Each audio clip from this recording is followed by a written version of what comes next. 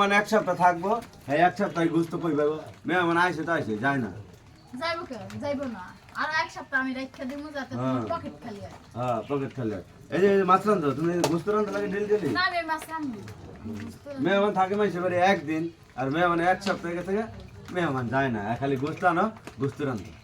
ভাই আপনি কথা দিছিলেন না ফেসবুকে সব টাকা খাওয়াই ফেলাইবেন, আমরা যতদিন পর্যন্ত না ফুরাইতেছে তাই এতদিন থাকে মানুষ আমরা যাবো না, টাকা শেষ করে তারপর তাই যাবো। মানুষ এতদিন থাকে আপনাদের কথা রাখবেন না, আমরা হিসাব করতেছি আপনার টাকা ফুরাই নাই এখনো, সেই জন্য খাওয়া দাওয়া শেষ করে যাবো।